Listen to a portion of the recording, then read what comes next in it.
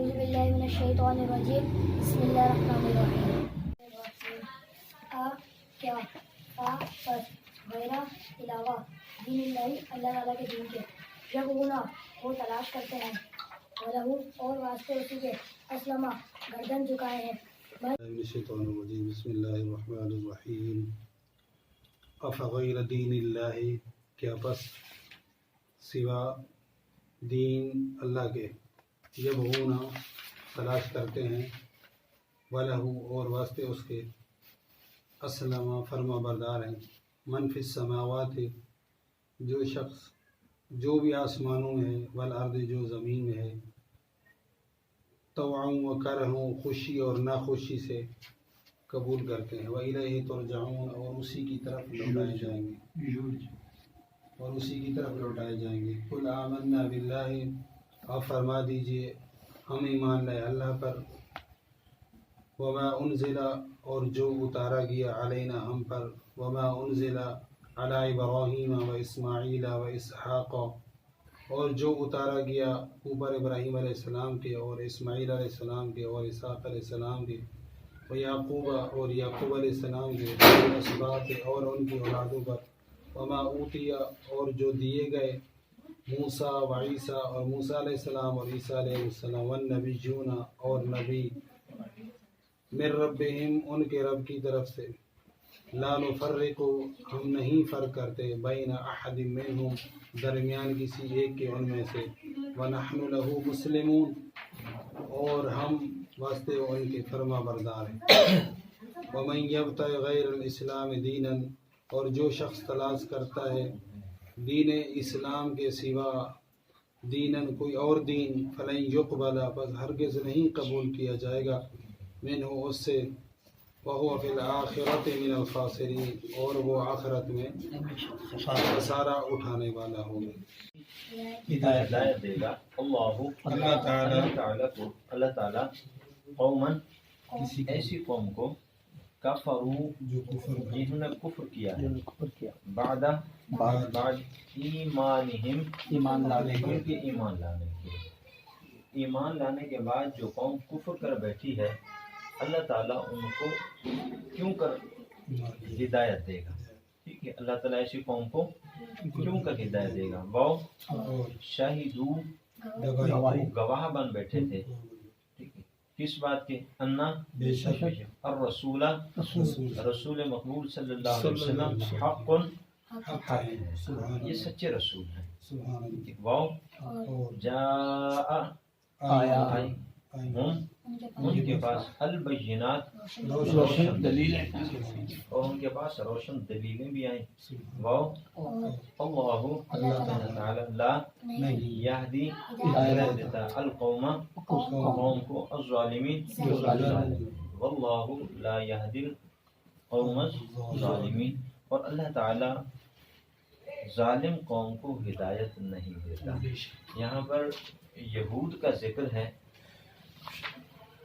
کہ ان کو اللہ تعالیٰ کیسے ہدایت دے جب جو اس سے قبل حضور علیہ السلام کی سچائی کو تسلیم بھی کر چکے تھے آپ صلی اللہ علیہ وسلم کو پہچانتے بھی تھے اور اس کا خود پیچھے ہم پڑھا ہے یعرفونہ کما یعرفون ابناءہم کہ وہ اپنے بیٹوں سے کہیں زیادہ حضور علیہ السلام کو پہچانتے تھے اور دوسری بات تو حضور علیہ السلام کے وسیلے پیش کر کے دعائیں مانگتے تھے بالخصوص جب وہ اپنے کسی دشمن کے ساتھ حریف کے ساتھ مارکا آرا ہوتے تھے میدان لگتا تھا دشمن کی صفوں کے سامنے کھڑے ہوتے تھے تو حضور علیہ السلام کا نام لے کر آپ کا وسیلہ پیش کر کے دعا مانگتے تھے کہ اے پروردگار ہمیں اس نبی آخر الزمان کے وسیلے سے دشمن پر غالب فتح یافتہ پاتے تو وہ یقینی طور پہ جانتے تھے تو یہ باتیں کرتے تھے یقینی طور پہ وہ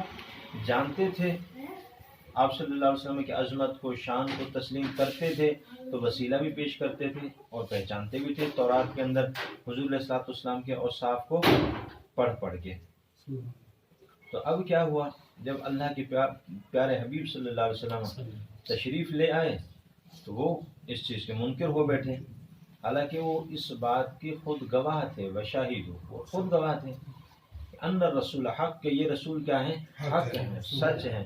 اور پھر حضور علیہ الصلوۃ والسلام تشریف لائے تو آپ نے ہر ایک کی طلب اور ڈیمانڈ کے مطابق ان کو معجزات بھی دکھائے. جس نے جو تقاضا کیا کہ آپ یہ کر کے دکھائیں تو ہم آپ کو مانیں گے، آپ یہ کر کے دکھائیں تو ہم آپ کو مانیں گے. تو اللہ کے پیارے حبیب صلی اللہ علیہ وسلم نے ان کی طلب اور ڈیمانڈ کے مطابق ان کو معجزات بھی دکھائے. تو کیا فرماتا ہے اللہ تعالیٰ؟ کیف یہدی اللہ قوما، کیوں کر ہدایت دے گا، کیسے ہدایت دے گا اللہ تعالیٰ قوما، ایسی قوم کو کفروا جنہوں نے کفر کیا ہے، بعد ایمانہم تسلیم کر چکنے کے بعد. حضور علیہ الصلوۃ والسلام کی عظمت اور شان پہچان لینے اور آپ کو مان لینے کے بعد وہ کیا کیا؟ کفر کیا انہوں نے. وشاہدوا، اور وہ اس بات کے گواہ ہو چکے ہیں کہ ان الرسول حق، کہ آنے والے جو رسول ہیں یہ حق ہیں، سچے ہیں. وجاءہم البینات، اور ان کے پاس روشن دلیلیں لائے ہیں حضور علیہ الصلوۃ والسلام، تو ان کے پاس یہ روشن دلیلیں آئی ہیں. واللہ لا یہدی القوم الظالمین، اللہ تعالیٰ ظالم قوم کو ہدایت نہیں دیتا، حد سے بڑھنے والی قوم کو ہدایت نہیں دیتا. جی اولئک، وہی لوگ یہی وہ لوگ ہیں، جزاء، جن کو جزا بدلہ سزا، ہم ان کی کیا ہے، انا علیہم، ان پر، ٹھیک ہے، اوپر ان کے لعنت اللہ، اللہ کی لعنت. تو ان کا بدلہ یہ ہے کن لوگوں کا جو پہچان لینے کے بعد پھر بھی کافر ہو جائیں، عظمتیں اور شانیں جاننے کے بعد پھر بھی کافر ہو جائیں، تو ان کی سزا کیا ہے؟ ایسے لوگوں کی سزا کیا ہے؟ ان علیہم لعنت اللہ، بے شک ان پر اللہ کی لعنت ہے. والملائکہ، اور ملائکہ کی لعنت ہے. ٹھیک ہے، اس بات پر کہ اللہ کے حبیب کو تم نے پہچانا، جب تمہیں ضرورت پیش آئی تو اس وقت تو وسیلے پیش کر رہے تھے. پاک پروردگار اپنے حبیب محمد صلی اللہ علیہ وسلم کے صدقے، اپنے عربی لجپال کے صدقے ہماری مدد فرما، دشمنوں پر کامیاب فرما ہمیں. جب تمہاری ضرورت تھی تو اس وقت وسیلے پیش کر رہے تھے، اب میرا حبیب آ گیا ہے تو تم انکار کر بیٹھے ہو. تو تم پہچانتے تھے، تمہیں پتا تھا، اس لیے تو تم وسیلے پیش کرتے تھے، اب تم پھر بیٹھے ہو، تو اس کی سزا کیا ہے؟ اللہ کی طرف سے تمہارے اوپر لعنت ہے. دوسرا کیا ہے؟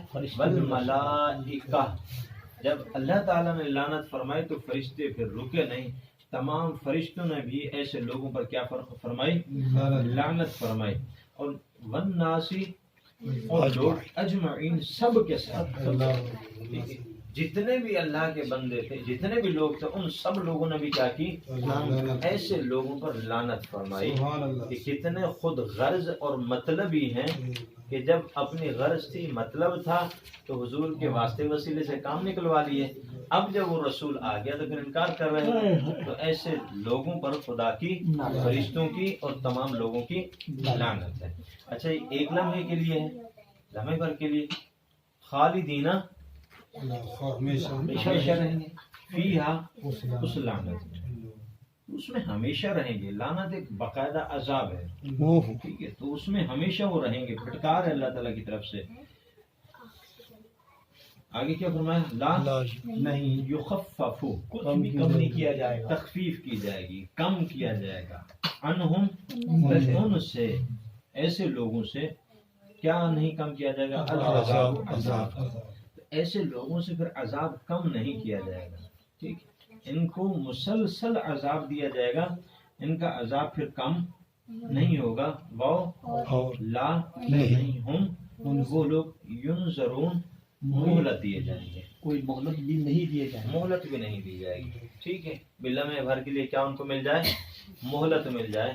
ایسی کوئی ان کے ساتھ نرمی والی روش اختیار نہیں کی جائے گی، مسلسل اللہ کے عذاب میں رہیں گے، لعنت میں رہیں گے، اور کسی طرح کی کوئی مہلت نہیں ہوگی. الا، مگر، ہاں ایسے لوگ، اللہ جینا، وہ جو تابو، توبہ کر لی، جنہوں نے کیا کی؟ توبہ کی، من سے، بعد، ذالکہ، اس کی ہے. حضور علیہ الصلوۃ والسلام کی عظمت اور شان کو جانتے تھے، پھر کافروں کی باتوں میں آ کر کفر کی طرف پلٹ گئے، ثابت قدمی نہیں دکھائی. پھر کیا ہوا؟ واپس توبہ کر لی. پھر کیا ہوا؟ واپس توبہ کر لی. وَأَصْلَحُوا اور اپنے آپ کو سنوارا اصلاح کر لی. پھر انہوں نے اپنے آپ کو سنوارا. اصلاح نفس کی انہوں نے، اصلاح ذات کی، اصلاح عقائد اور اصلاح اعمال کی انہوں نے. جب انہوں نے اپنے آپ کو سنوار لیا، مزین کر لیا، تو پھر کیا ہوا؟ إِنَّ اللَّهَ غَفُورٌ رحیم. کیا بخش کیا اور رحم کیا. دروازے بندے بند کرتے ہیں، اللہ تو بند نہیں کرتے. دروازے بندے بند کر دیتے ہیں، اللہ بند تو نہیں کرتا. اللہ کی رحمت کے دروازے تو کھلے ہوئے ہیں. یہ حضرت سیدنا حارث انصاری رضی اللہ تعالیٰ عنہ کے حوالے سے ہے. وہ بھی کافروں کی باتوں میں آگے پیچھے ہٹے. تو پھر ان کو ملال ہوا اس بات کا کہ یہ کیا میں نے کیا، جبکہ سب کچھ عیاں ہے، واضح ہے، سامنے ہے. تو انہوں نے خود ہمت نہیں کی، بلکہ اپنی قوم کے لوگوں کو پیغام بھیجا کہ آپ طریقے سے حضور علیہ الصلوۃ والسلام سے بحث کریں، کیا میرے واپس آنے کی کوئی راہ ہے؟ میں آپ کے دامن رحمت سے نکل تو گیا ہوں، کہ واپس اس دامن رحمت میں آ سکتا ہوں، واپس اس دامن رحمت میں آ سکتا ہوں. تو کریم کی بارگاہ میں جیسی ایسی پہنچی، میرے رب نے آیت نازل کر دی. اتنی عظمت اور شان والے تھے. بس یوں کہیے کہ حضور علیہ الصلوۃ والسلام کی طرف انسان توجہ کرے، رب العالمین کی رحمتیں برسنا شروع ہو جائیں. بس اپنا دستے سوال اور اپنی طلب حضور علیہ الصلوۃ والسلام کی ذات کی طرف جیسے بندہ مبذول کرتا ہے، تو اللہ تعالیٰ کبھی بھی اس کو نہ خالی لوٹاتا ہے، نہ کبھی مایوس فرماتا ہے. تو یہ حکم آ گیا کہ اگر کسی سے ایسا ہوا، پھر وہ توبہ کرتا ہے، پلٹتا ہے اور اپنے آپ کو سنوارتا ہے، عقائد صاف ستھرے رکھے، اعمال اچھے کرے، ٹھیک ہے، اصلاح نفس کرے. فَإِنَّ اللَّهَ غَفُورٌ رَحِيمٌ. بس بے شک اللہ تعالیٰ بڑا بخشنے والا مہربان ہے. پھر میرا رب نہیں دیکھے گا تم نے یہ کیا، تم نے یہ کیا، تم نے یہ کیا. اور کبھی بھی انسان کو کتنا بڑا گناہگار نہ ہو، اللہ کی ذات سے مایوس نہیں ہونا چاہیے، اس کے رحمت سے مایوس نہیں ہونا چاہیے. بھلے کتنے گناہ ہوں، میرا رب کبھی بھی اپنی رحمت کا دروازہ اپنے بندوں پر بند نہیں کرتا، کبھی بھی بند نہیں کرتا. بندہ اپنی کوتاہیوں کی وجہ سے اپنے تئیں مایوس ہو سکتا ہے کہ پتہ نہیں میری بخشش ہو سکتی ہے یا نہیں. کہ میں اب اللہ کے دربار میں حاضری دوں، میرا رب مجھے دھتکار نہ دے. لیکن اللہ کو اتنی خوشی ہوتی ہے. حضور علیہ الصلوۃ والسلام نے جس کی مثال کچھ اس انداز سے بیان فرمائی کہ ایک مسافر ہے، سفر کر رہا تھا، ریگستان سے اس کا گزر ہوا. تو ریگستان میں اس کو ایک درخت نظر آیا، تو اس نے کہا کہ چلو یار تھوڑی دیر کے لیے آرام کر لیتا ہوں، سواری بھی آرام کر لے. وہاں پہ لیٹ گیا، سواری کو چھوڑ دیا کہ تاکہ تو کچھ کھا پی لے، چر لے تھوڑا سا. اس کی آنکھ لگی، جب آنکھ کھلتی ہے تو سواری اسی پہ اس کا زادہ رہا تھا، اسی پہ اس کا سامان تھا. بڑا مایوس ہوتا ہے. دور دراز تک کوئی سواری کا نام و نشان بھی نظر نہیں ہے، کوئی بندہ بھی نظر نہیں آتا. اب ریگستان میں جائے تو کس طرف جائے؟ اس صحرا کے اندر کہیں بھی نہیں جا سکتا. واپس وہ اسی درخت کے نیچے آ کے لیٹ جاتا ہے، مایوس ہو کر. بس اب اس کے سامنے صرف موت نظر آ رہی ہوتی ہے. میں چلو مروں تو سائے دار درخت کے نیچے مروں، تو گزرنے والا مجھے اٹھا کے کم از کم دفن ہی کرتا جائے، میری آخری رسوماتی پوری کر دیں. تو اب وہ لیٹ جاتا ہے، آنکھ لگ جاتی ہے دوبارہ. پھر آنکھ کھلتی ہے تو دیکھتا ہے کہ سواری اس کے برابر میں کھڑی ہوئی ہے. سبحان اللہ. اس کا جانور اس کے برابر میں کھڑا ہوا ہے، وہ زاجرہ بھی موجود ہے.